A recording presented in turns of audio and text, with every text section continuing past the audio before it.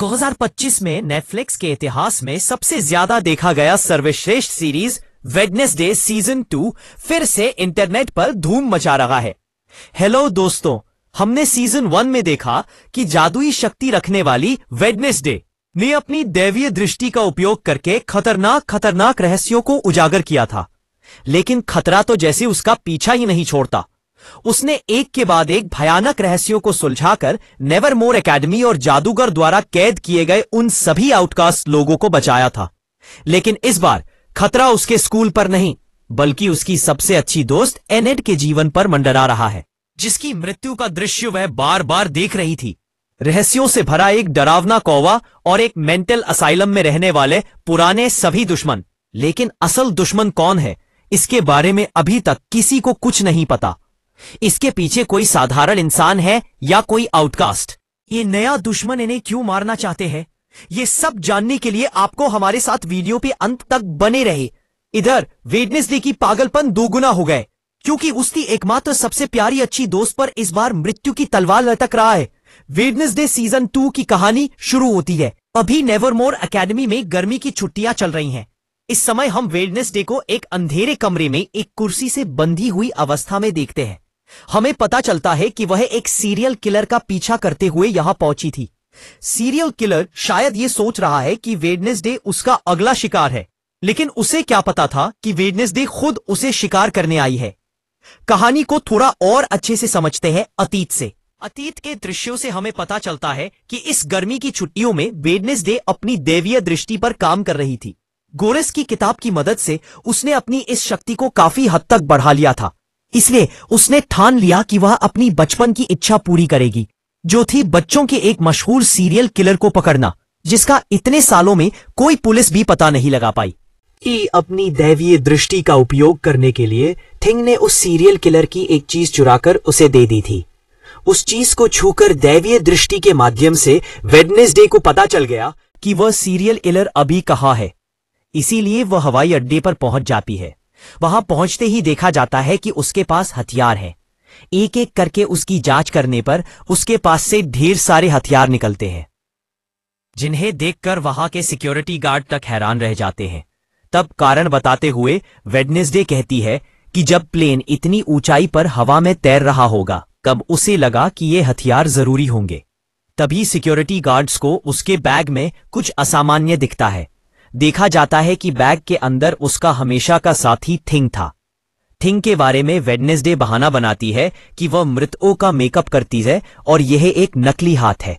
Security guards इसे मान लेते हैं, लेकिन वे वहां मौजूद एक सनस्क्रीन को लेकर सवाल करते हैं, जिसे थिंग ने बिना बताए उसके बैग में रख दिया था। अब यहां से वेडनेसडे उस सीरियल किलर के पास पहुंच जाती है।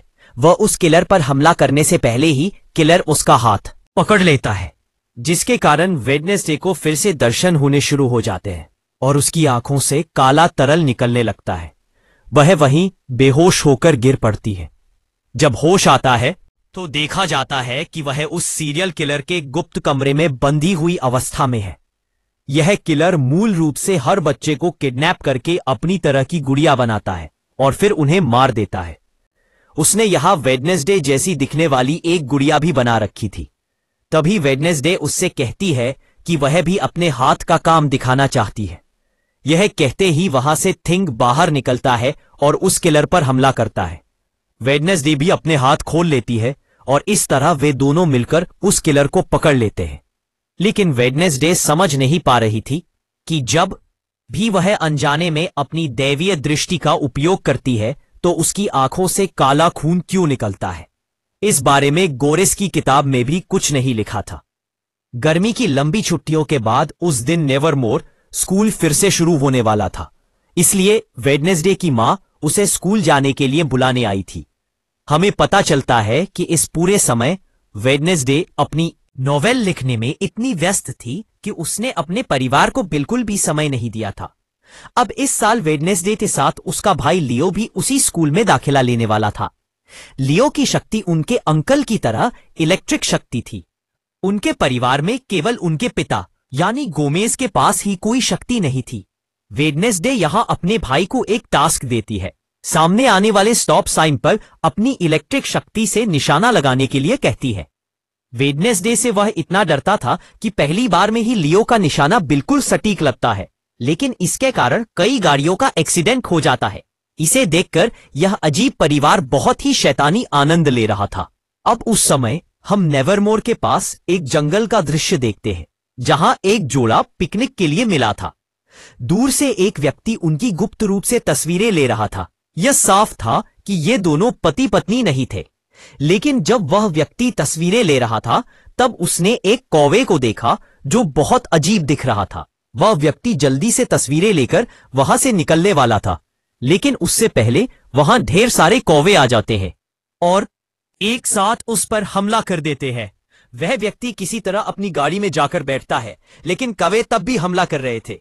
वह व्यक्ति वहां से किसी को एक वॉइस मैसेज भेजता है कि वे उस पर हमला कर रहे हैं और अगर उसे कुछ हो भी जाता है तो सबूत उसने डेस्क पर रख दिए हैं। यानी वह व्यक्ति खुद भी जानता था कि उसे कौन मारना चाहता है। तभी वह देखता है कि गाड़ी के अंदर पहले से ही ढेर सारे कौवे उसका इंतजार कर रहे थे। वो सब उस पर हमला करते हैं और बड़ी निर्ममता से उसकी हत्या कर देता है। इसी बीच वेडनेसडे अपने परिवार के साथ नेवरमोर पहुंच जाता है। वेडनेसडे की माँ यहाँ वेडनेसडे को अपने भाई का ख्याल रखने के लिए कहती है। तब वेडनेसडे को याद आता है कि बचपन से जब भी उसकी माँ ने यह बात कही तब उसने अपने भाई को कैसे कैसे कष्ट दिए। वह यहाँ अपने भाई को आखिरी चेतावनी देता है और इसके बाद वह अकेले अंदर चला जाता है, जहां अब वह सभी के बीच काफी मशहूर हो चुका है। पिछले बार की महाविपदा से स्कूल को बचाने के लिए अब वह स्कूल की सेलिब्रिटी बन चुका है। एग्नेस नाम की एक स्टूडेंट और उसकी सहेलियां वेडनेसडे के पास ऑटोग्राफ मांगने आती है। चिढ़कर वेडनेसडे जवाब देता है कि वह दूसरों के खून से ऑटोग्राफ लिखता है। इसी बीच उसका पुराना दुश्मन बियांका वहां आ जाता है। हिप्नोटाइज करने की शक्ति से उन लड़कियों को वहां से भेज देता है। हमें पता चलता है कि अब बियांका और वेडनेसडे के बीच काफी अच्छा रिश्ता बन चुका है। वह जैसे ही चली जाती है वहां स्कूल का नया प्रिंसिपल आ जाता है। प्रिंसिपल यहां वेडनेसडे का स्वागत करता है और साथ ही बताता है कि पुरानी परंपरा के अनुसार वह अगली रात को एक बड़ा बोनफायर आयोजित करने वाला है, जिसमें वह वेडनेसडे को स्टूडेंट ऑफ ऑनर बनाना चाहता है। वेडनेसडे इस ऑफर को ठुकरा देता है और सीधे अपने कमरे में चला आता है, जहां कमरे के बाहर उसके नाम के अनगिनत पोस्टर लगे हुए थे। इन्हें फाड़कर अंदर घुसते ही वह हतप्रभ हो जाता है। अंदर उसकी रूममेट और सबसे अच्छी दोस्त एनिड के दोस्त मौजूद थे। वेडनेसडे के आने पर वे बाहर चले जाते हैं। इसके बाद एनिड वेडनेसडे को उसके लिए लाया हुआ गिफ्ट देती है। ने भी एनिड के लिए गिफ्ट लाया था। उसने असल में उस सीरियल किलर के बनाए एक डरावने गुड़िया को एनिड के लिए लाया था। एनिड उससे उसके नॉवेल के बारे में पूछती है। वेडनेसडे का पब्लिशर नॉवेल में कुछ चीजें बदलना चाहता था, लेकिन वेडनेसडे इस बात के लिए राजी नहीं था और इसीलिए उसका नॉवेल पब्लिश नहीं हो रहा था। तभी दरवाजे पर दस्तक होती है और वेडनेसडे दरवाजा खोलता है। तुरंत ही एनिड छिप जाती है क्योंकि दरवाजे के बाहर अजैक्स था। एनिड के मना करने पर वेडनेसडे यहां अजैक्स से झूठ बोलता है कि एनिड अंदर नहीं है। तब वह एक गिफ्ट देकर वहां से चला जाता है। हमें पता चलता है कि एनिड अजैक्स को लेकर बहुत ज्यादा कंफ्यूज थी। वह उससे प्यार तो करती थी, लेकिन इस समय वह उसके बारे में कुछ भी महसूस नहीं कर पा रही थी। लेकिन वह यह कहकर उसे दुखी भी नहीं करना चाहती थी। वह यह बात कह रही थी। तभी वेडनेसडे अलमारी का दरवाजा खोलता है। तुरंत ही एक तीर आकर दीवार में लग जाता है। कोई पहले से ही वहां जाल बिछाकर रखा था। तीर के साथ एक तस्वीर थी, साथ ही एक छोटा सा मैसेज था कि उसकी नजर वेडनेसडे पर है। वेडनेसडे उस तस्वीर को छूकर अपनी दिव्य दृष्टि से यह देखने की कोशिश करता है कि यह कौन था, लेकिन जिसने यह तस्वीर खींची थी उसे वेडनेसडे देख नहीं पाता। यह बात उसे काफी अजीब लगती है। इधर ले अपने माता पिता के साथ अपने कमरे में चला आया था, जहां उसका रूममेट यूजन था। पिछले भाग में वह लड़का जो जंगल में घायल हो गया था और बाद में वेडनेसडे की उस लड़ाई में मदद की थी, लेकिन ले की बातचीत थोड़ी डरावनी होने की वजह से वह वेडनेसडे की तरह ही ले से डरने लगा था। लेकिन गोमेज उन्हें समझाता है कि चूंकि वे दोनों रूममेट हैं, इसलिए अब उन्हें एक साथ रहना होगा। लेकिन यूजन इस बात में ज्यादा दिलचस्पी नहीं रखता था। क्योंकि पहली बार कमरे में आने पर ही ले ने उसके पालतू कीड़ों को खाने की बात की थी। असल में यूजेन कीड़ों को नियंत्रित कर सकता था। वह यहां ले को स्पष्ट रूप से बता देता है कि वेडनेसडे ने उसकी जान बचाई थी और इसीलिए वह ले का रूममेट बनने के लिए राजी हुआ था, वरना इस डोम में कोई और उसका रूममेट बनना नहीं चाहता था, क्योंकि वह वेडनेसडे का भाई है। इधर अब सभी वेडनेसडे को सेलिब्रिटी मान रहे थे, लेकिन डरने के बजाय ये बात वेडनेसडे की अच्छी नहीं लग रही थी। इसके अलावा उसे पता चलता है कि उसके माता पिता घर नहीं जा रहे हैं, बल्कि उसकी मां को नई फंडरेजिंग कमेटी का हेड बनने का ऑफर मिला है। अगले दिन के प्रोग्राम के लिए प्रिंसिपल ने गोमेज और उनके रहने की भी व्यवस्था की है, उस घर में जहां एक समय मैरिलिन रहती थी, यानी पिछले भाग की वह खतरनाक टीचर जो इस पूरे स्कूल को नष्ट करना चाहती थी।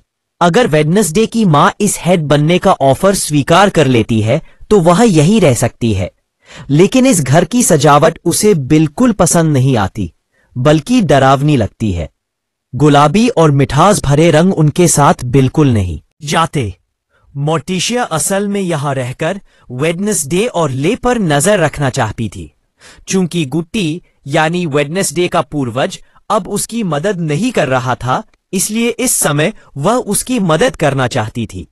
लेकिन वेडनेसडे अपनी मां की मदद लेने के लिए बिल्कुल तैयार नहीं था। जब थिंग उसे इस बारे में समझाने की कोशिश करता है तो वह थिंग को भी दूर जाने के लिए कह देता है। जब वह जंगल से आगे बढ़ रहा था तभी उसे उसी जगह पर पुलिस की भीड़ दिखाई देती है। पुलिस को असल में उस हत्या के बारे में पता चल चुका था। यहां शेरिफ से वेडनेसडे की मुलाकात होती है। उस समय वेडनेसडे को वहां एक रहस्यमयी व्यक्ति दिखता है जो वेडनेसडे को देखते ही भागने लगता है, लेकिन जल्द ही वेडनेसडे उसे पकड़ लेता है। यह व्यक्ति कोई और नहीं बल्कि टेलर का पिता था। पता चलता है कि जो व्यक्ति मारा गया था उसका टेलर के पिता से बहुत अच्छा रिश्ता था। पुलिस की नौकरी जाने के बाद भी वे दोनों मिलकर किसी मामले की जांच कर रहे थे जो कि आउटकास्ट्स की सुरक्षा के लिए था। पिछली बार वह आउटकास्ट्स के खिलाफ था, जिस वजह से वेडनेसडे इस बार उसकी किसी भी तरह की मदद नहीं करना चाहता था। हालांकि टाइलर का पिता उससे मदद मांगता है, फिर भी वेडनेसडे वहां से चला जाता है, लेकिन वह व्यक्ति वेडनेसडे को कावे से सावधान रहने के लिए कहता है। वेडनेसडे को यह बात हैरान कर देती है। अब उस रात नए आए स्टूडेंट्स को कहानियां सुनाई जाती है। अजाक्स यहां एक टैलेंटेड बच्चे की कहानी सुनाता है जिसका दिमाग बहुत ज्यादा एक्टिव था, लेकिन उसका दिल बहुत कमजोर था। इस कमजोर दिल की वजह से वह ज्यादा दिन तक जीवित नहीं रह सका था और इसीलिए उसने फैसला किया कि वह अपनी बुद्धि का इस्तेमाल अपने दिल की बीमारी को ठीक करने के लिए करेगा। उसने एक आर्टिफिशियल हार्ट भी बना लिया।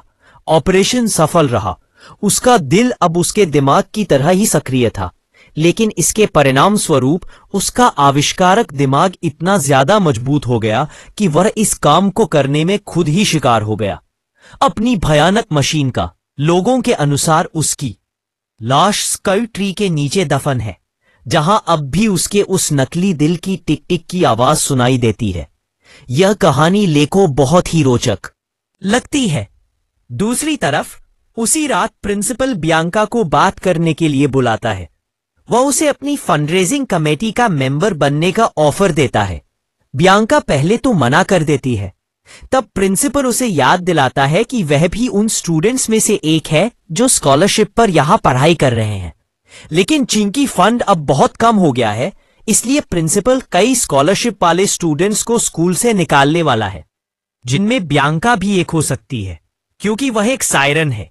लेकिन वह अपनी इस शक्ति का इस्तेमाल करके अपनी जगह को मजबूत कर सकती है और फंडरेजिंग में इसका उपयोग कर सकती है। बियांका को यह बात ठीक लग रही थी, लेकिन उसके पास कोई और रास्ता भी नहीं था, क्योंकि उसके परिवार की आर्थिक स्थिति ऐसी नहीं थी कि वे उसकी पढ़ाई के लिए किसी तरह का पैसा दे सके। इधर थिंग उदास होकर बैठा था। तभी एनिड उसे एक सरप्राइज देती है। एनिड और उसके वुल्फ्रेंड्स ने मिलकर एक सुंदर घर बनाया था। वे यहां थिंग को अपनी टीम में शामिल होने के लिए कहते हैं। उन्हें इस तरह से मजे करते देख वेडनेसडे तुरंत कमरे से बाहर चला जाता है। वह म्यूजिक रूम में जाकर वायलिन बजाने लगता है। उसी समय उसकी मां बैठकर किसी की डायरी देख रही थी। उस डायरी के अंदर कुछ अजीब पेंटिंग्स थी। साथ ही हम लेको भी देखते हैं। वह मैप में स्कल ट्री ढूंढ रहा था।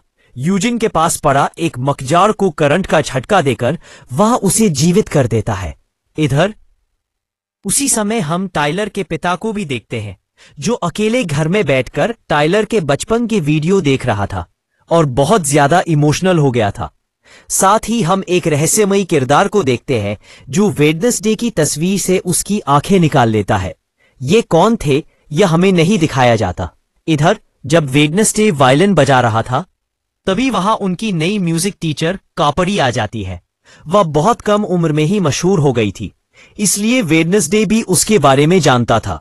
इसलिए वेडनेसडे को यह बात हजम नहीं होती कि इतनी मशहूर गायिका नेवरमोर स्कूल में टीचर के तौर पर क्यों ज्वाइन करेगी। कापड़ी कहती है कि वह वेडनेसडे से ही प्रेरित हुई है। पिछले साल जो घटना घटी थी उससे वह यहां वेडनेसडे के बजाय म्यूजिक की बहुत तारीफ करती है और उसे अपनी म्यूजिक क्लास ज्वाइन करने के लिए कहती है। लेकिन वेडनेसडे को इस बात में किसी तरह की दिलचस्पी नहीं थी। दूसरी तरफ अगले दिन सुबह से ही जोर शोर से बोनफायर की तैयारियां शुरू हो जाती है, जिसे देखकर मोर्टेशिया भी बहुत ज्यादा प्रभावित हो गई थी। यहां जो बच्चे जादुई थे उन्हें देखकर साफ पता चल रहा था कि उन्हें कंट्रोल कर रही थी बियांका। इधर तब तक मोर्टेशिया ने कोई फैसला नहीं लिया था, इसलिए प्रिंसिपल यहां बियांका का उससे परिचय कराता है और कहता है कि बियांका उसकी असिस्टेंट के तौर पर काम करेगी।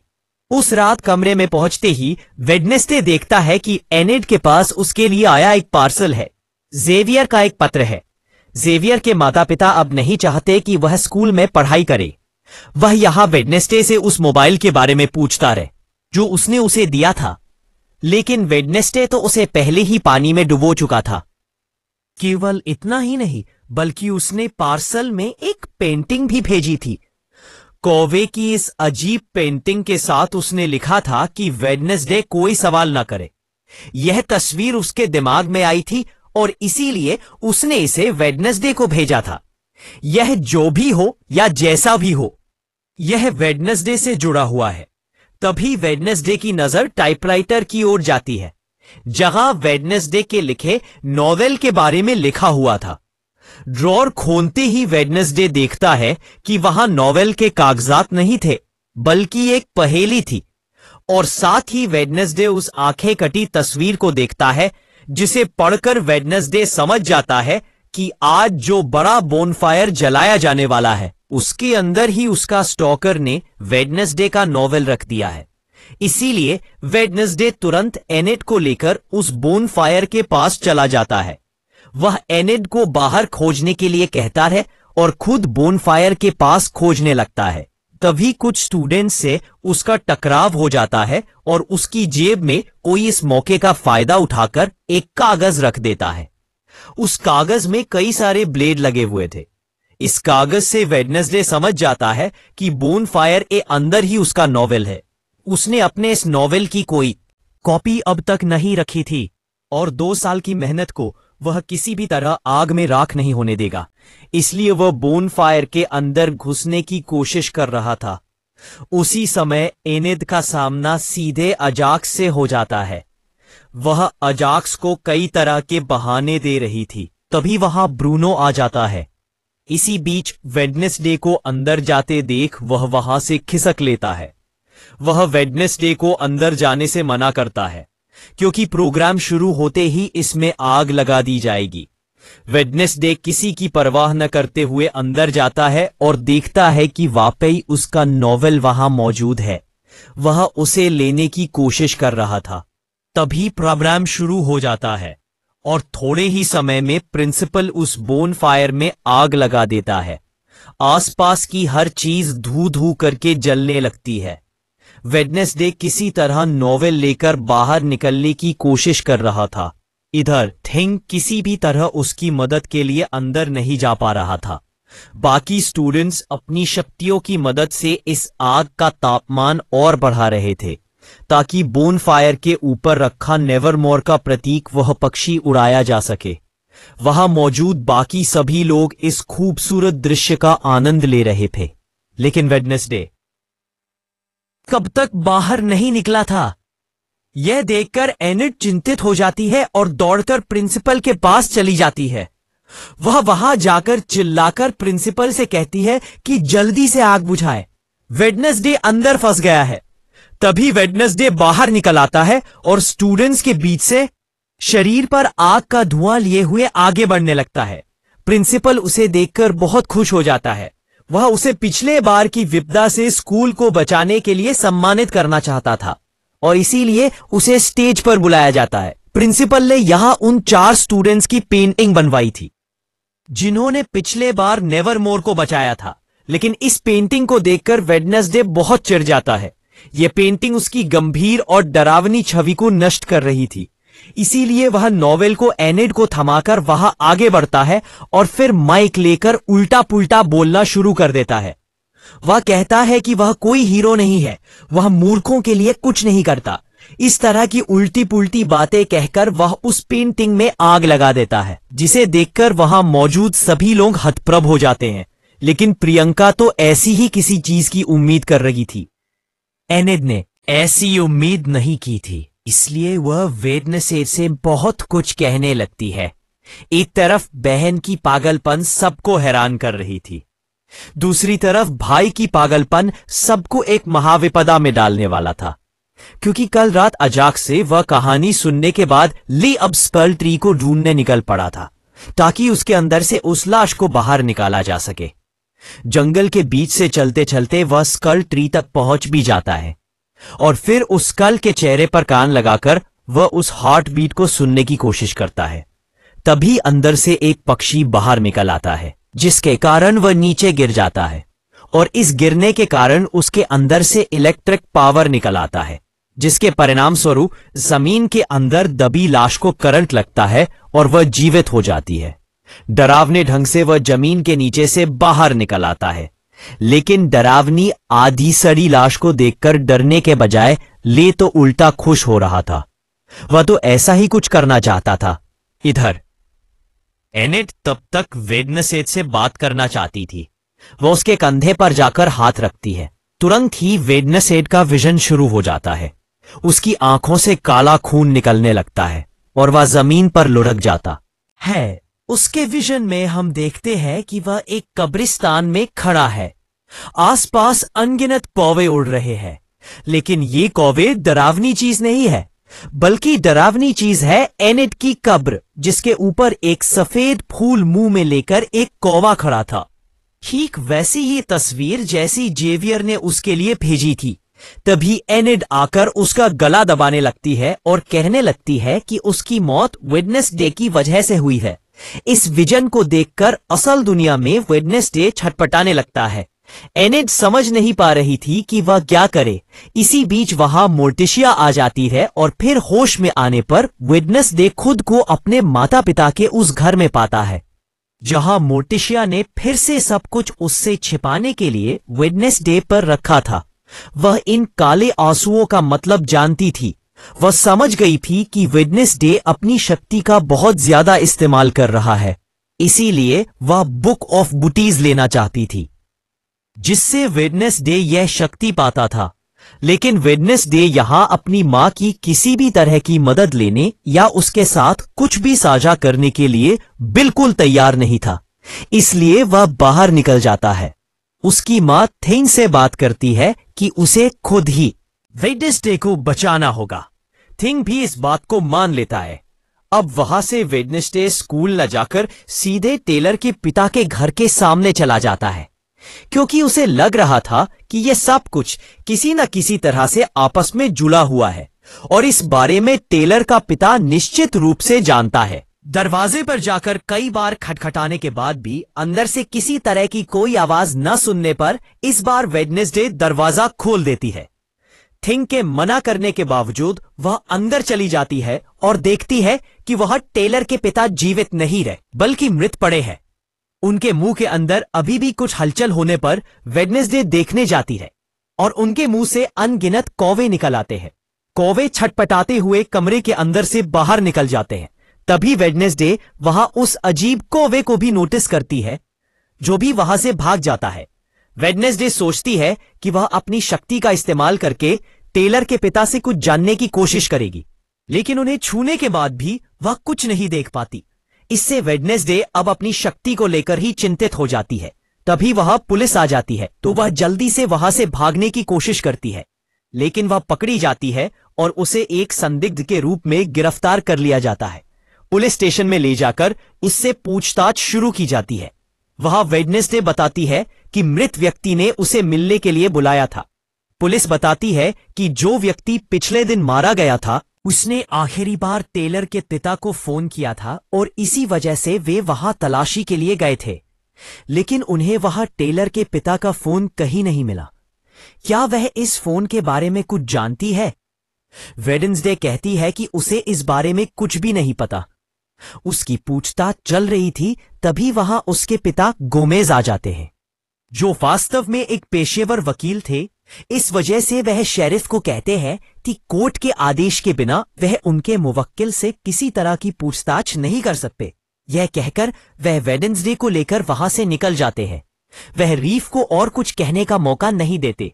जब वह स्कूल वापस जा रहे थे, तब वेडनेसडे पूछती है कि उसे कैसे पता चला। जवाब में गोमेज बताते हैं कि ड्राइवर ने उसे बताया था। जब वह अपनी मां के बारे में पूछती है, तो उसके पिता कहते हैं कि अभी मां को बताने की कोई जरूरत नहीं है। इसके बाद गोमेज वेडनेसडे से पूछते हैं कि वह उस घर में क्या कर रही थी। वेडनेसडे जवाब नहीं देती, तो गोमेज कहते हैं कि उसके इस स्वभाव की वजह से ही उसकी मां उसकी चिंता करती है।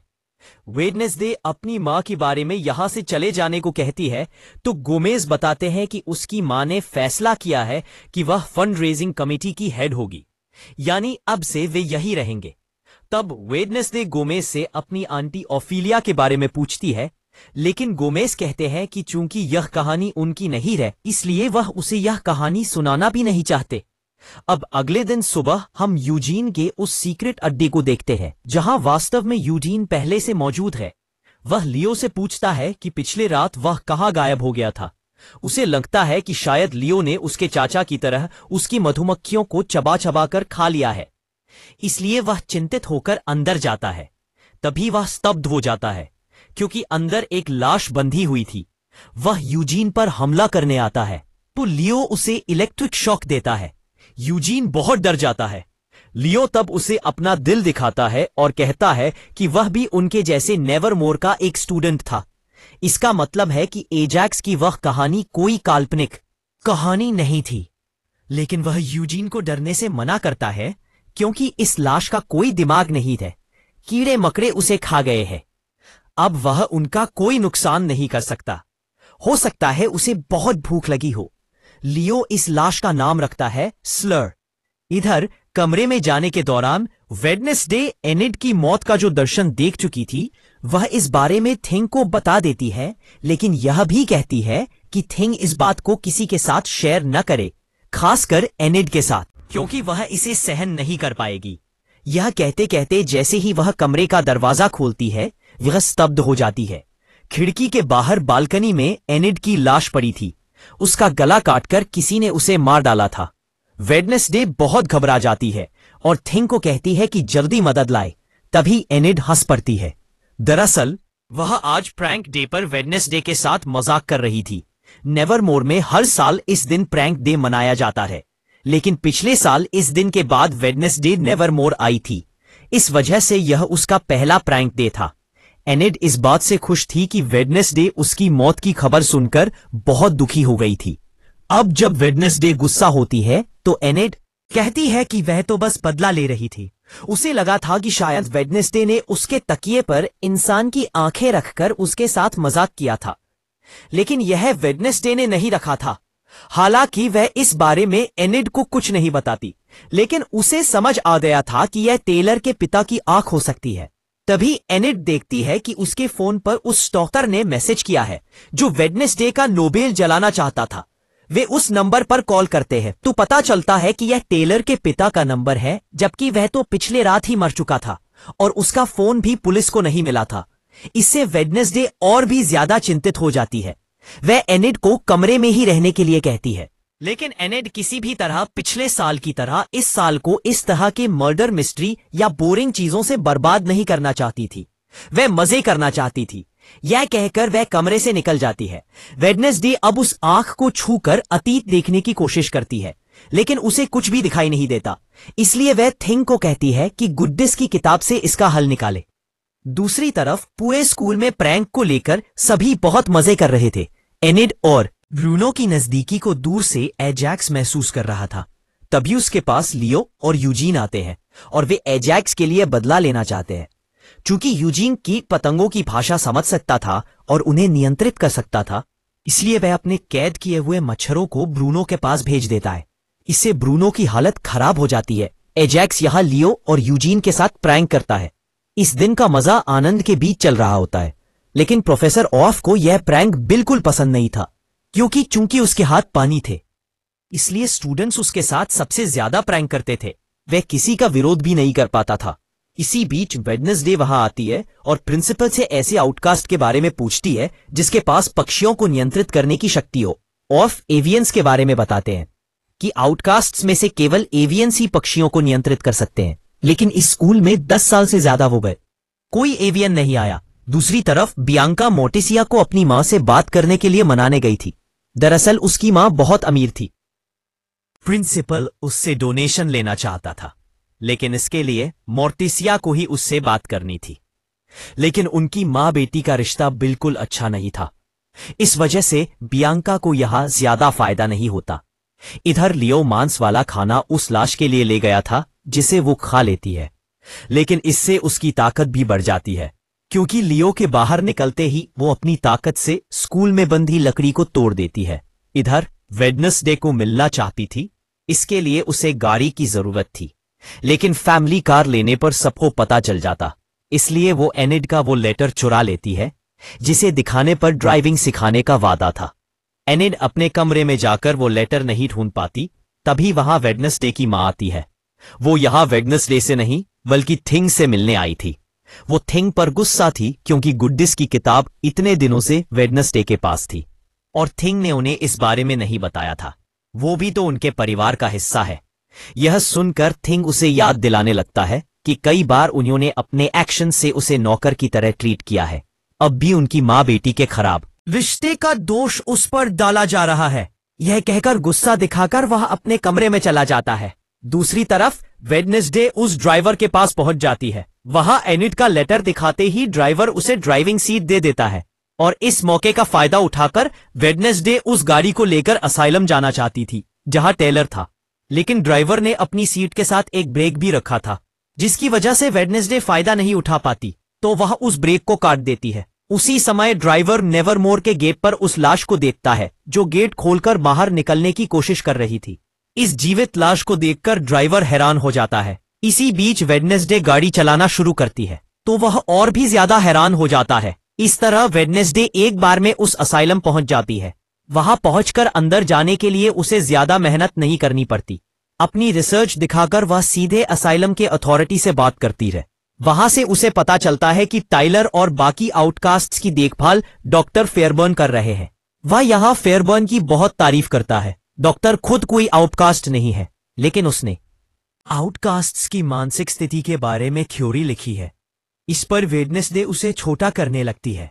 तभी वहां डॉक्टर फेयरबर्न आ जाता है। उसने पहले से ही वेडनेसडे के लिए परमिशन ले रखी थी, क्योंकि वह जानता था कि वेडनेसडे आज या कल टाइलर से मिलने जरूर आएगी। समय के साथ टाइलर का गुस्सा दिन ब दिन और बढ़ रहा था।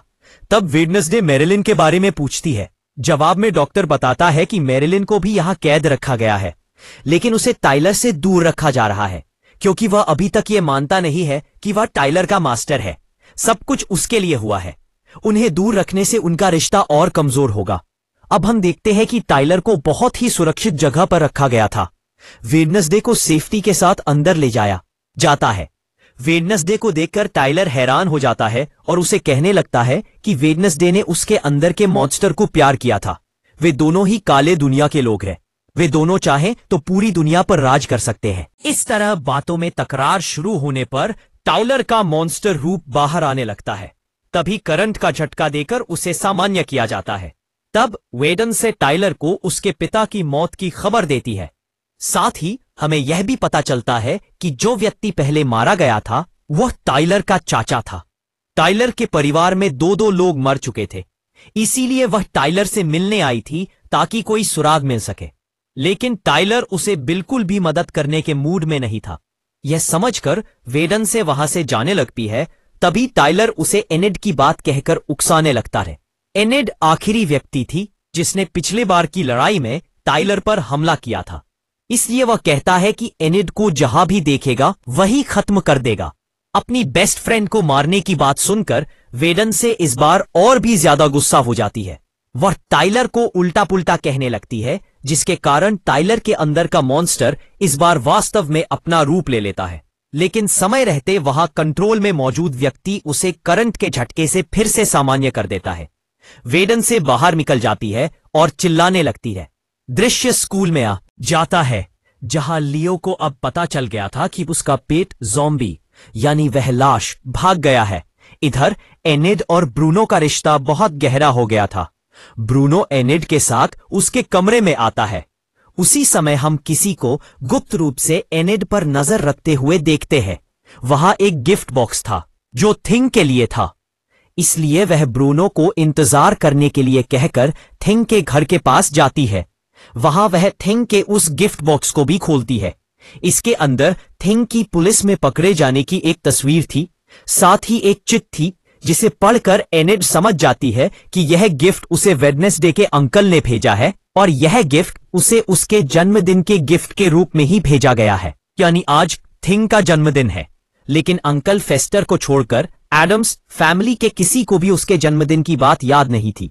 इसलिए एनिड तय करती है कि वह थिंग के जन्मदिन के मौके पर एक पार्टी देगी। तभी पीछे से आवाज होती है और ब्रूनो की किसी हालत को देखकर एनिड दौड़कर चली जाती है। थिंग देखने जाने से पहले ही उसके कमरे का बॉक्स का दरवाजा बंद हो जाता है, साथ ही ऊपर से भी बंद कर दिया जाता है। इससे वह एनिड को किसी भी तरह की मदद नहीं कर पाता। इधर बियांका प्रिंसिपल के पास जाकर बताती है कि मोर्टिशिया किसी भी हाल में अपनी मां से बात करने को तैयार नहीं हो रही। तब प्रिंसिपल कहता है कि उसने बियांका को बिना वजह अपने काम में नहीं लिया था, इसके पीछे निश्चित रूप से कोई मकसद है। यह सुनकर बियांका समझ जाती है कि वो चाहता है कि बियांका अपनी सायरन पावर का इस्तेमाल मोर्टिशिया पर करे। इससे वो थोड़ा गुस्सा हो जाती है और अपनी शक्ति प्रिंसिपल पर इस्तेमाल करने की कोशिश करती है। लेकिन प्रिंसिपल के पास पहले से ही एक खास तरह का पत्थर था जो सायरन सॉन्ग से बचाता है, यानी बियांका का जादू उस पर कोई असर नहीं करता। इससे बियांका समझ नहीं पा रही थी कि उसे क्या करना चाहिए। दूसरी तरफ वेडनेसडे अपने कमरे में आकर देखती है कि थिंग उस बॉक्स के अंदर फंसा हुआ है। वो थिंग को आजाद करते ही समझ जाती है कि एनिड को किसी ने किडनैप कर लिया है। एनिड के फोन पर एक कॉल आता है और वो उसे चैलेंज करता है कि पूर्णिमा से पहले एनिड को बचा ले, और अगर इस बचाव के काम में वो किसी और को शामिल करती है तो वो एनिड को कभी वापस नहीं पाएगी। उस व्यक्ति की नजर हमेशा वेडनेसडे पर है। उसी समय दरवाजे के नीचे से कोई एक प्लेइंग कार्ड फेंकता है, लेकिन वेडनेसडे बाहर निकलकर देखती है कि वहां कोई नहीं है। इधर एनिड को होश आता है और वह देखती है कि उसे ब्रूनो के साथ क्लॉक टावर के अंदर बांध दिया गया है। उन्हें जंजीरों से बांधा गया है ताकि वे किसी भी तरह इसे काट न सके। पहले तो एनिड को लगता है कि शायद ये एजैक्स कर रहा है, क्योंकि आज प्रैंक डे है और उनके प्रति गुस्सा और नाराजगी की वजह से शायद वह ऐसा कर रहा है। ठीक तभी ऊपर से एक चाकू आकर गिरता है। दिखता है कि ऊपर अनगिनत चाकू है। अगर एक एक करके वे गिरने लगे तो उनके शरीर का कोई हिस्सा भी नहीं मिलेगा। मौत को निश्चित देखकर एनिड समझ जाती है कि यह कोई प्रैंक नहीं है। इधर वेडनेसडे थिंग के साथ एनिड को ढूंढने निकल पड़ती है।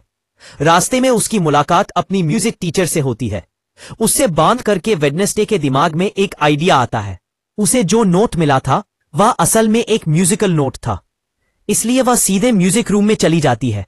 वहां जाकर वह पियानो पर वह नोट बजाती है और तुरंत एक सीक्रेट दरवाजा खुल जाता है। इसके अंदर एक सुरंग का रास्ता मिलता है जो कहीं ले जा रहा था। वेडनेसडे को जाते समय अचानक पीछे किसी की छाया दिखाई देती है। लाल हुडी और मास्क पहने इस व्यक्ति को देखकर वेडनेसडे स्तब्ध हो जाती है, क्योंकि हर बार यह व्यक्ति गायब हो रहा था। वहां सिर्फ उसका मास्क पड़ा था, जिसमें वेडनेसडे के लिए एक चेतावनी थी कि समय निकल रहा है। इसलिए वह जल्दी से आगे बढ़ती है और देखती है कि वह क्लॉक टावर में पहुंच गई है। वहां एक एलिवेटर था, वह उस एलिवेटर में घुस जाती है। दूसरी तरफ पूरे समय एनिड और ब्रूनो यह सोच रहे थे कि वे इस तरह क्यों फंसे। एनिड समझ जाती है कि यह सब उसकी दोस्त की वजह से हुआ है। बैडलक खूनी हमेशा उसकी बेस्ट फ्रेंड का पीछा करता है। तब ब्रूनो कहता है कि वह अपनी बेस्ट फ्रेंड को छोड़ क्यों नहीं देती। जवाब में एनिड कहती है कि बाकियों के लिए वेडनेसडे भले ही अंधेरा हो, लेकिन उसके लिए वह रोशनी का रास्ता है। वह वेडनेसडे के बिना अपनी जिंदगी की कल्पना भी नहीं कर सकती। यह कहते कहते वह इमोशनल हो जाती है। ब्रूनो कहता है कि उसकी जिंदगी में भी ऐसे किसी की जरूरत है। वे दोनों अब बातें बढ़ाने की बजाय उस चेन से खुद को आजाद करने की कोशिश करने लगते हैं। इस तरह वे नीचे गिर जाते हैं, लेकिन भाग्य अच्छा था कि ऊपर से कोई चाकू उनके शरीर पर नहीं गिरता। वे दोनों यहां इस तरह गिरकर और करीब हो जाते हैं। इसी बीच वेडनेसडे वहां आ जाती है। उसे देखकर एनिड उसे जल्दी बचाने को कहती है। वेडनेसडे तब थिंग को उनकी जंजीरें खोलने के लिए भेज देती है। थिंग को जाते समय एक पतले धागे से टक्कर लगती है और तुरंत आसपास अनगिनत चाकू गिरने शुरू हो जाते हैं। थिंग पर भी एक चाकू गिरता है। तभी ऊपर से एक जाल शुरू हो जाता है। अब सारे चाकू धीरे धीरे नीचे आने लगते हैं। वह भी एक साथ। अब उस प्लेटफॉर्म पर जो भी होगा वो खत्म हो जाएगा। वेडनेसडे समझ जाती है कि ये सब नीचे मौजूद एक मशीन से जुड़ा है, जो एक टाइपराइटर से कनेक्टेड थी। वो नीचे चली जाती है। इधर एनिड चिल्लाने लगती है। उस टाइपराइटर पर एक सवाल लिखा था जो वहां मौजूद किताब से जुड़ा था। वेडनेसडे दिमाग ठंडा करके उस किताब को ढूंढने की कोशिश करने लगती है। इधर मौत के डर से एनिड और ब्रूनो की हालत खराब हो रही थी। वेडनेसडे चिल्लाकर उसे शांत होने को कहती है, और जब वे चाकू एनिड को छूने ही वाले थे, ठीक तभी वेडनेसडे सही जवाब ढूंढ लेती है। वो जवाब एक किताब से जुड़ा था और उस किताब का नाम था द इनविजिबल मैन। वेडनेसडे बिना समय बर्बाद किए टाइपराइटर पर वह नाम टाइप करती है। तुरंत मशीन बंद हो जाती है। एनिड और ब्रूनो बाल बाल बच जाते हैं और इसके बाद वे चाकू फिर से ऊपर चले जाते हैं। उस प्लेटफॉर्म पर आकर वेडनेसडे पहले थिंग को बचाती है, फिर वह एनिड और ब्रूनो को आजाद करने जाती है। ठीक तभी किसी के ताली बजाने की आवाज होती है। धीरे धीरे उनके सामने एग्नेस प्रकट होती है। हाँ, शुरू से वह क्रेजी स्टॉकर और कोई नहीं बल्कि एग्नेस थी, जो वेडनेसडे का ध्यान पाने के लिए यह सब कर रही थी, क्योंकि वह वेडनेसडे की फैन गर्ल थी और इसके लिए वह वेडनेसडे की बेस्ट फ्रेंड को मारने तक में नहीं हिचक रही थी। यह बात वेडनेसडे को काफी दिलचस्प लगती है। एग्नेस की पावर थी अदृश्य होना, और अपनी इस क्षमता का इस्तेमाल करके ही वह अब तक यह सब कर रही थी। बोनफायर में वह नोवेल उसने खुद रखा था। वह असल में वेडनेसडे की बेस्ट फ्रेंड बनना चाहती थी। यह समझकर एनिड उस पर हमला करने जाती है, जिसे ब्रूनो रोक देता है। तब वेडनेसडे उससे पूछती है कि उसने टाइलर के पिता को क्यों मारा। इसके जवाब में एग्नेस बताती है कि वह उसका पीछा करते करते अदृश्य अवस्था में उस घर तक पहुंच गई थी, लेकिन उसने उसे नहीं मारा। वह तो उसके बारे में कुछ जानती भी नहीं थी, लेकिन अगर वेडनेसडे चाहे तो वह उसे जानकारी लेने में मदद कर सकती है। वेडनेसडे इस बात पर चुप रहती है, क्योंकि एनिड किसी भी हाल में नहीं चाहती थी कि उसका वेडनेसडे के साथ अच्छा रिश्ता बने। एनिड तो उसे लिफ्ट में भी नहीं ले जाती। बेचारी क्रीपी एग्नेस वहीं खड़ी रह जाती है। दूसरी तरफ बियांका मोर्टिसिया के पास पहुंच गई थी। वहां जाकर वह इस बार अपनी सायरन सॉन्ग की पावर का इस्तेमाल करती है और मोर्टिसिया को अपनी मां से बात करने के लिए राजी कर लेती है। सम्मोहित होने की वजह से मोर्टिसिया यहां राजी हो जाती है और इसके बाद बियांका उसकी मेमोरी से अपने वहां आने के अस्तित्व को मिटा देती है और वहां से निकल जाती है। इधर थिंग वेडनेसडे पर बहुत गुस्सा था, क्योंकि वह उसका जन्मदिन भूल गई थी और इस अपराध की कोई माफी नहीं होती। यह वेडनेसडे भी मानती थी, इसलिए उसने यहां अपने लिए एक सजा का इंतजाम किया था। वह थिंग को कहती है कि उसके लिए सबसे कठिन सजा का इंतजाम करे, लेकिन थिंग इसमें राजी नहीं होता। तभी उसे उस किताब की बात याद आती है, यानी गुडिस की किताब की बात। किताब का नाम उच्चारण करते ही थिंग अंदर की तरफ चला जाता है। वेडनेसडे समझ जाती है कि किताब वहां नहीं है। वह इस बारे में थिंग से पूछती है। थिंग डर से कांपने लगता है, क्योंकि वह किताब तो उसके पास से मोर्टिसिया ले गई थी। यह समझकर अब वेडनेसडे अपनी मां पर ही गुस्सा हो जाती है। दूसरी तरफ उसी समय हम जंगल का दृश्य देखते हैं। हम उस व्यक्ति को देखते हैं जिसकी गाड़ी को छल कपट से वेडनेसडे ने एसाइलम जाने के लिए इस्तेमाल किया था। उसने यहां प्रिंसिपल को कॉल किया था और बता दिया था कि वह नेवरमोर के इसी स्टूडेंट को दोबारा कभी ड्राइविंग नहीं सिखाएगा। जब वह यह बात कह रहा था तभी उसके सामने लियो का पेट ज़ॉम्बी आ जाता है। वह गाड़ी से टक्कर लगने की वजह से खुद गिर जाता है। इससे वह व्यक्ति चिंतित हो जाता है और गाड़ी से उतरकर देखना चाहता है कि उसने किसे एक्सीडेंट किया, लेकिन उसे वहां कोई नहीं दिखता। तभी ठीक उसके पीछे वह जीवित लाश यानी वह ज़ॉम्बी खड़ा था जो उस पर हमला करता है और उसका दिमाग खोलकर खा लेता है। यानी धीरे धीरे यह ज़ॉम्बी और भी खतरनाक होता जा रहा था, जिसके बारे में लियो और उसके दोस्त यूजीन को कोई अंदाजा नहीं था। यहां से दृश्य बदलता है और हम मोर्टिसिया और गोमेज को देखते हैं, जिन्होंने मिलकर थिंक के लिए एक स्पा का आयोजन किया था। उन्हें भी इस बात का अपराध बोध था कि वे थिंक का जन्मदिन भूल गए थे। मोर्टिसिया यहां गोमेज के साथ यह भी शेयर करती है कि उसे अचानक नहीं पता क्यों अपनी मां से बात करने की इच्छा हो रही है। वह उसे मेडगाला में बुलाना चाहती है। गोमेज को भी यह बात ठीक नहीं लग रही थी। अपनी पत्नी का मूड ठीक करने के लिए वे दोनों यहां डांस करने लगते हैं।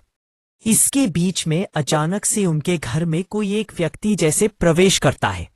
यह बात मोर्टिसिया समझ लेती है, इसलिए वह यहां बहाना करके गोमेज को वहीं छोड़कर खुद बेडरूम में चली जाती है, जहां वेडनेसडे गुडजेर की किताब लेने आई थी। लेकिन जिस बॉक्स में उसने सोचा था कि यह किताब होगी, उसमें वह नहीं थी। वह यहां मोर्टिसिया को अपने सपने के बारे में भी बताती है। एनिट को बचाने के लिए इस समय उसे इस किताब की जरूरत है, लेकिन मोर्टिसिया को ऐसा नहीं लग रहा था। उसे लग रहा था कि वेडनेसडे इस विजन के माध्यम से और भी ज्यादा कंफ्यूज्ड हो रही है। वह नहीं चाहती थी कि किसी भी तरह से उसकी बेटी खतरे में पड़े, उसकी शक्ति दूषित हो। वह काम जिंदगी में भी नहीं करना चाहती थी जो उसकी मां ने उसकी बहन के साथ किया था। इसलिए वह यहां वेडनेसडे को साफ साफ बता देती है कि वह उसे वह किताब नहीं देगी। वेडनेसडे भी बता देती है कि वह किसी भी तरह से वह किताब ले लेगी। नतीजतन मोर्टिसिया यहां अपनी बेटी को लेकर बहुत चिंतित हो जाती है। इधर वेडनेसडे टेलर के पिता की मृत्यु को लेकर बहुत ज्यादा जांच पड़ताल कर रही थी। वह यह जानने की कोशिश कर रही थी कि उनकी मृत्यु का कारण क्या हो सकता है। इतनी जांच पड़ताल करने के बाद भी उसे कोई भी सुराग नहीं मिल रहा था। उधर एनिट तो चिंता में पागल हो रही थी कि वो कैंप फायर के दिन क्या पहनेगी। उनके स्कूल से कैंपिंग के लिए जा रहे थे, जहां जाने के लिए एनिट बहुत ज्यादा उत्साहित थी। लेकिन वेडनेसडे वहां जाना नहीं चाहती थी। लेकिन चूंकि एनिट इस बात को लेकर बहुत ज्यादा चिंतित थी और पूरे घर को सिर पर उठा रखा था, इसलिए वेडनेसडे यहां उसे झूठ बोलती है और उसकी बात मानकर एनिट अपने कपड़े ढूंढने चली जाती है।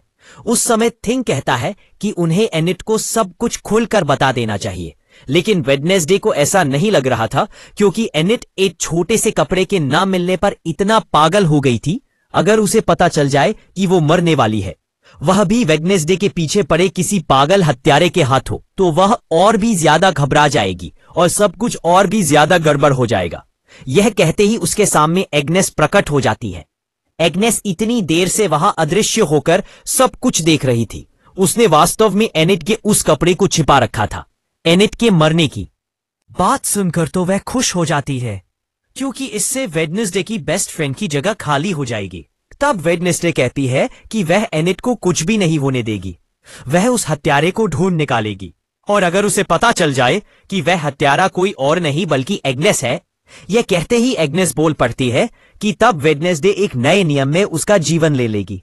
वह तो वेडनेसडे के लिए अपनी जान देने को भी तैयार है, लेकिन वेडनेसडे उसे बिल्कुल भी अपना दोस्त या साथी बनाना नहीं चाहती। इसलिए वह उसे अपने लौटने से पहले वहां से चले जाने के लिए कह देती है। दूसरी ओर रात के समय एक व्यक्ति की हत्या करने के बाद स्लर अपने आप उस कमरे के सामने वापस आ गया था। ले उसे फिर से लाकर बांध देता है। वह उसे ब्रेन खाने के लिए देता है और उस समय यूजीन देखता है कि उसका अपना ब्रेन बहुत तेजी से विकसित हो रहा है। इसका मतलब है कि जितना ज्यादा ब्रेन वह खाएगा, उसका ब्रेन उतना ही ज्यादा विकसित होगा। वह यहां खाना खत्म होने के बाद पहली बार आधा शब्द बोलता है। वह ब्रेन का ब्रेक बोलता है। यह सुनकर यूजीन ले से कहने लगता है कि वह बहुत खतरनाक होने वाला है। ठीक तभी पीछे से वह यूजीन पर हमला कर देता है, क्योंकि वह यूजीन का ब्रेन खाना चाहता था। यह समझते ही ले उसे इलेक्ट्रिक शॉक देता है और कहता है कि यूजीन से दूर रहे। इस घटना से डरकर यूजीन चाहता था कि बाकियों को इस बारे में बता दे, नहीं तो स्लग और भी ज्यादा खतरनाक हो सकता है। लेकिन ले ऐसा नहीं चाहता था, क्योंकि स्लर उसका पालतू था और वह नहीं चाहता था कि उस पर किसी भी तरह का प्रयोग हो। यूजीन कहता है कि उसे इस तरह यहां छोड़कर कैंपिंग में जाना बहुत खतरनाक हो सकता है। लेकिन ले ने पहले ही एक तरकीब निकाल ली। हम देखते हैं कि स्लर बाकियों पर हमला करता था, लेकिन ले पर कभी हमला नहीं करता था, जैसे वह उससे प्यार करता हो। इधर वेडनेसडे टेलर के पिता के अंतिम संस्कार में गई थी।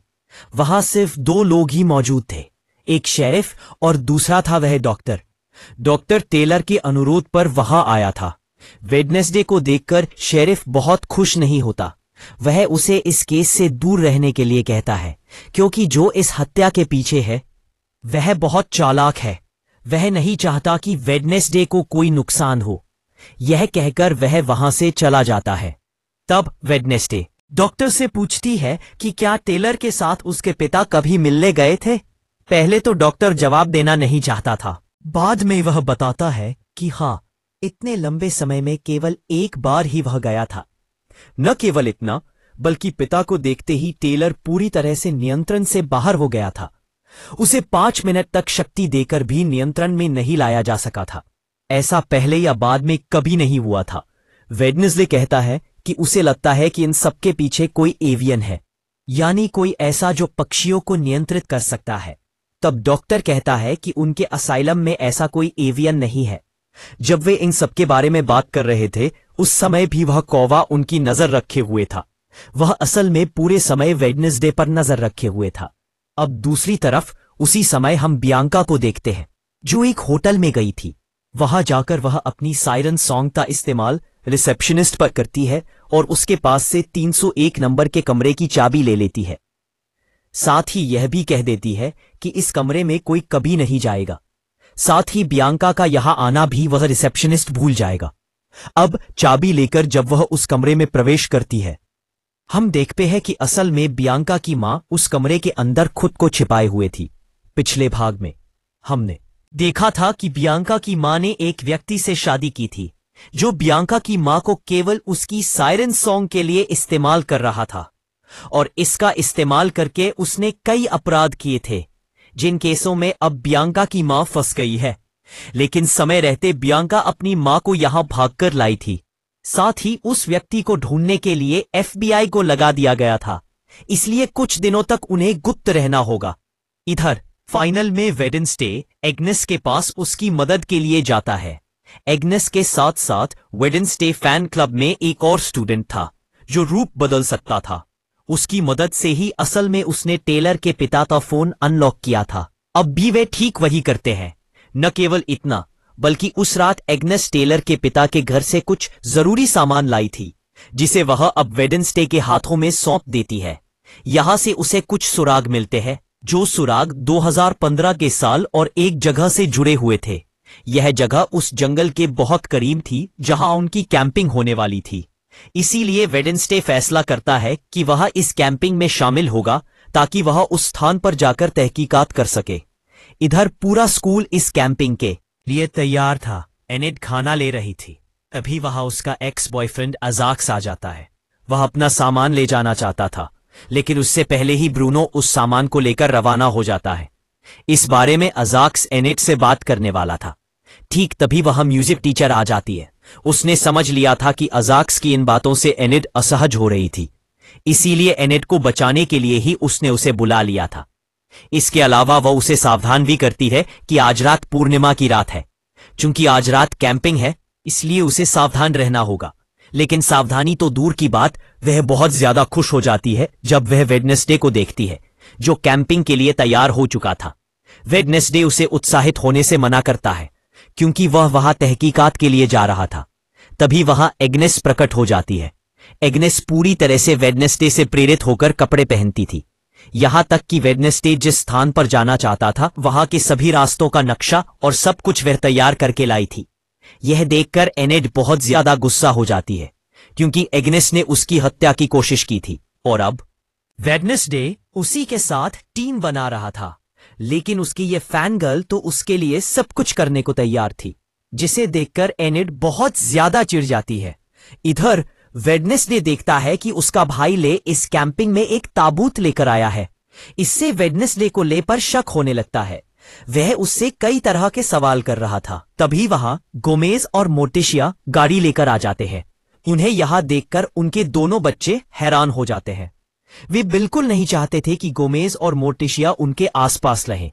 ले साफ साफ बता देता है कि वह यूजिन के साथ ही रहेगा। साथ ही वेडनेसडे भी मोर्टिशिया से किसी तरह की बात करने को तैयार नहीं था और वहां से चला जाता है। अब सभी अपने अपने तंबू लगाकर बैठ गए। हर कोई अपने तरीके से मजे करने लगा। इधर ले और यूजिन के तंबू के बाहर ले ने ढेर सारी रॉकेट पटाखे लगा रखे थे। यह देखकर यूजिन को अब शक हुआ। जब उसने इस बारे में पूछा तो ले ने कहा कि यह सावधानी के लिए है।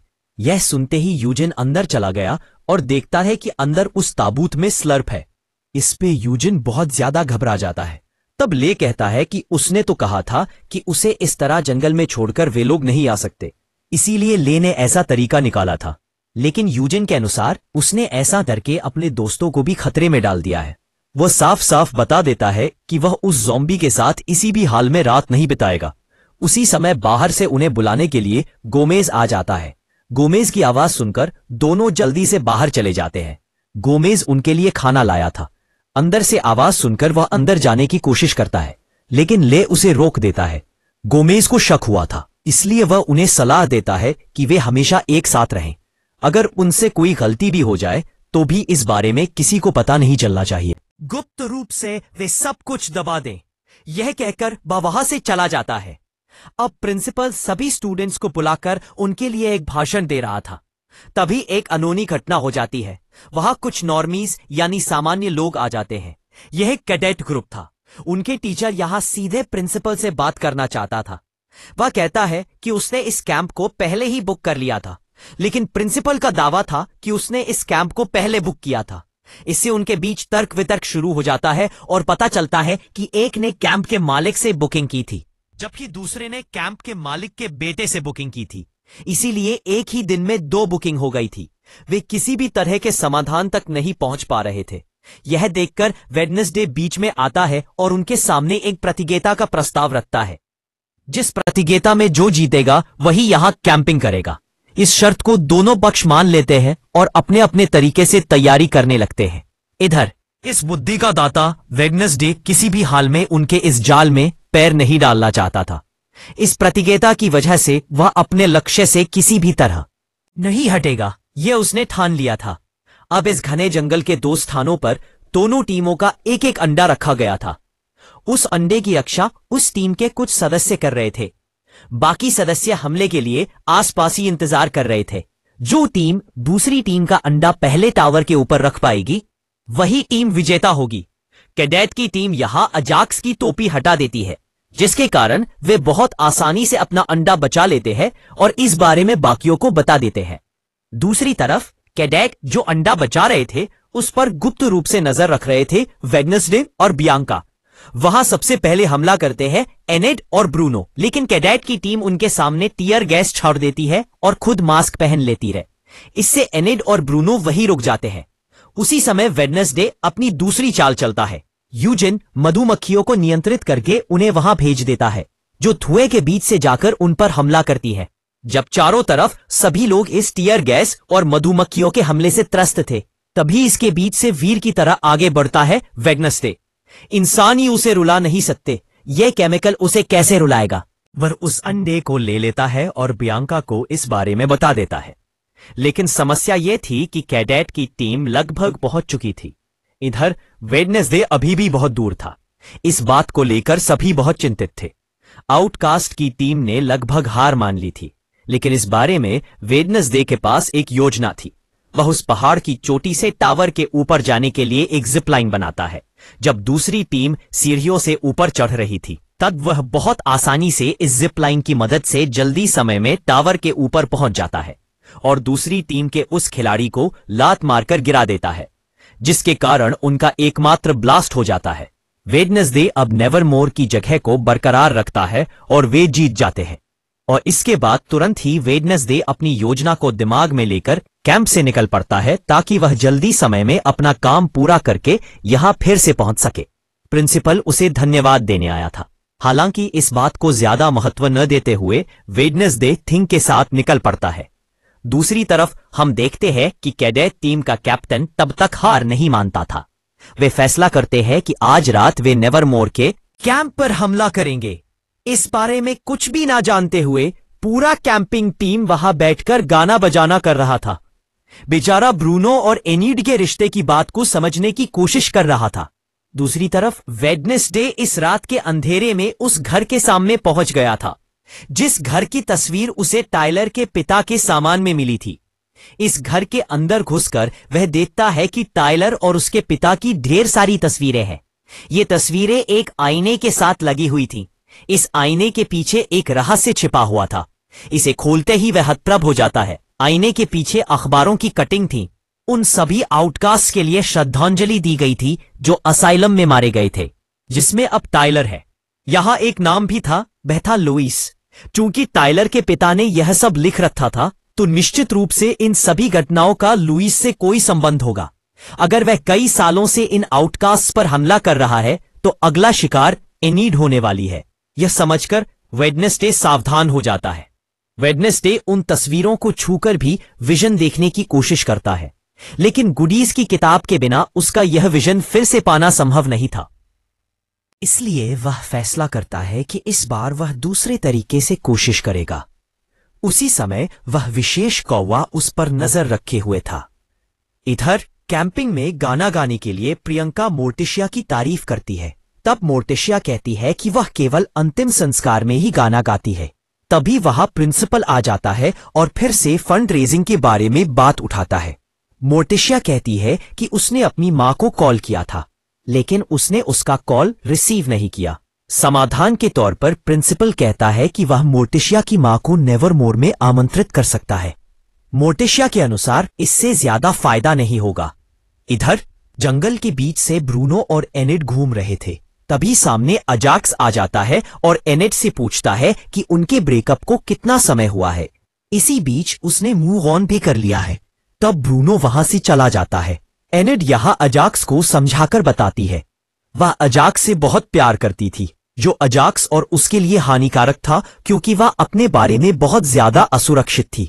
लेकिन गर्मियों की छुट्टियों में जब वह कैंपिंग गई थी, तब उसने खुद को नए सिरे से जाना था, आत्मविश्वास पाया था और इसके परिणाम स्वरूप उसने यह भी समझ लिया था कि वह असल में अजाक्स को उस तरह से प्यार नहीं करती।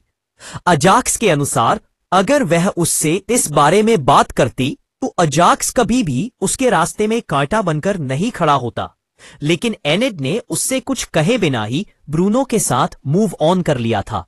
एनिड उससे माफी मांगती है, लेकिन अजाक्स उसे वुल्फ की जगह चूहा कहकर वहां से चला जाता है। उनके जाने के तुरंत बाद झाड़ियों से कैडेट ग्रुप की एक टीम खड़ी हो जाती है, जो कैंप के अंदर घुसने का मौका ढूंढ रही थी। दूसरी तरफ वेडनेसडे अब चुनौती लेकर मोर्टिशिया के सामने पहुंच गया था।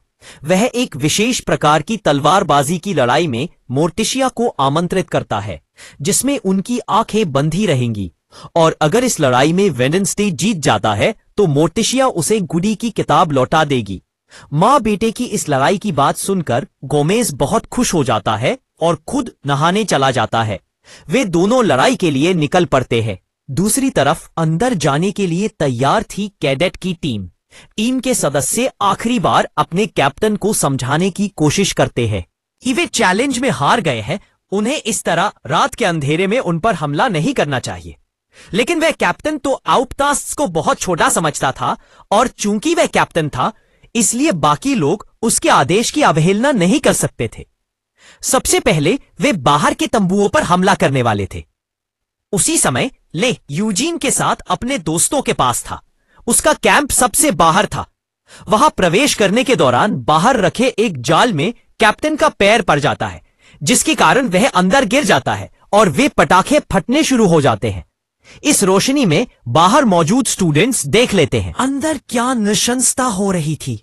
कितनी बेरहमी से स्लर्प उनके कैप्टन का दिमाग खा रहा था। इधर पटाखे फटने शुरू होने पर ले और यूजिन समझ जाते हैं और उस तरफ दौड़ पड़ते हैं। दूसरी तरफ वेडनेसडे और मोर्टिशिया के बीच लड़ाई शुरू हो जाती है। वेडनेसडे ने जैसी शर्त रखी थी वैसे ही मोर्टिशिया ने भी शर्त रखी थी। उसने शर्त रखी थी कि अगर वह जीत जाती है तो वह गुटी की किताब को जला देगी। यहां दोनों ने छोटे छोटे दिल लगाए हुए थे। जो पहले उस दिल को तोड़ देगा वही जीत जाएगा और इस मामले में गवाह होगा थिंग। उनकी लड़ाई शुरू हो जाती है। दूसरी तरफ ले और यूजिन तंबू में पहुंचकर देखते हैं कि वहां स्लर्प नहीं है, बल्कि वहां वह कैप्टन मरा पड़ा है। तभी वहां एग्नेस आ जाती है। एग्नेस इस मामले में ले का बचाव करती है। वेडनेसडे का मन फिर से जीतना चाहता था। वह ले के साथ मिलकर स्लर्प को ढूंढना चाहता था, जिसमें यूजिन बिल्कुल भी राजी नहीं था। तब ले कहता है कि स्लर्प बिल्कुल भी खतरनाक नहीं है, उसने कभी भी उसका दिमाग खाने की कोशिश नहीं की। इसके जवाब में एग्नेस कहती है कि अगर उसका दिमाग होता तो वह खाता। अब दोनों जबरदस्ती यूजिन को साथ लेकर स्लर्प को ढूंढने निकल पड़ते हैं। इधर स्लर्प उस वॉशरूम के सामने पहुंच गया था जहां एक कुल्हाड़ा था। उसे हाथ में लेकर वह बाथरूम के अंदर घुस पड़ता है, जहां उस समय गाना चलाकर गोमेज नहा रहा था। गोमेज की तरफ वह बढ़ने लगता है और दरवाजे के सामने जाकर दरवाजा तोड़ना शुरू कर देता है।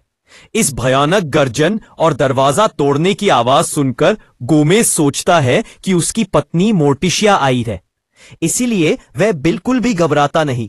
लेकिन कुछ ही क्षणों में उसे समझ आता है कि यह मोर्टिशिया नहीं है, बल्कि स्लर्प है। स्लर्प उस पर हमला करने ही वाला था, लेकिन सही समय पर ले वहां आ जाता है और अपनी इलेक्ट्रिक पावर से स्लर्प को बाहर फेंक देता है। उसकी इस सटीक शक्ति को देखकर उसके पिता भी हैरान हो जाते हैं। इधर स्लर्प के गिरने की आवाज सुनकर वहां स्टूडेंट्स इकट्ठा हो गए थे। प्रिंसिपल आ जाता है। तभी स्लर्प कुल्हाड़ा लेकर उन पर हमला करता है। स्टूडेंट्स वहां से भाग जाते हैं तो स्लर्प जंगल की तरफ चला जाता है, जहां मां बेटी तब तक लड़ाई कर रही थी। दोनों में से कोई भी हार मानने को तैयार नहीं था, लेकिन अगर मां मोर्टिशिया जैसी हो तो उसके साथ मुकाबला करना बहुत मुश्किल है। वो यहां वेडनेसडे को हरा देती है। वो ऐसा कर पाई थी क्योंकि वेडनेसडे का ध्यान भटक गया था उसकी मां पर हमला करने आ रहे स्लर्प की तरफ। वो यहां तलवार फेंकता है और स्लर्प के सिर में घुस जाता है। यह देखकर मोर्टिशिया चिंता में पड़ जाती है कि क्या वाकई वेडनेसडे को वो किताब चलाने देना ठीक होगा। अब जल्दी ही वहां पुलिस पहुंच जाती है, साथ ही फेरनर असाइलम के लोग, जो स्लर्प को बंदी बनाकर ले जाते हैं क्योंकि जीवित रहते हुए वह भी एक आउटकास्ट था। इस कैंपिंग में बहुत कुछ हो चुका था, लेकिन अब भी खतरा उनके सिर पर मंडरा रहा था। एनेड की मौत को वो अब तक टाल नहीं पाया था। अब भी वे कौवा उस पर नजर रखे हुए था। वो वहां काला हुडी पहने एक व्यक्ति को भी देखता है जो दूर से उस पर नजर रखे हुए था। उसके पास ढेर सारे सवाल थे जिनका कोई जवाब उसके पास नहीं था। टेलर का पिता मृत आउटकास्ट्स के बारे में जानकारी क्यों इकट्ठा कर रहा था? लुइस कौन था और उनका एनेड की मौत से क्या संबंध था? वेडनेसडे को लग रहा था कि इन सभी सवालों के जवाब उसे उस असाइलम में मिलेंगे। दूसरी तरफ उस असाइलम का दृश्य दिखाई देता है जहां डॉक्टर जूडी के साथ बात कर रहा था। वे दोनों एक विशेष कैदी के बारे में चर्चा कर रहे थे जिस पर विशेष ध्यान रखना चाहिए, और यह कैदी कोई और नहीं बल्कि मैरिलिन थी।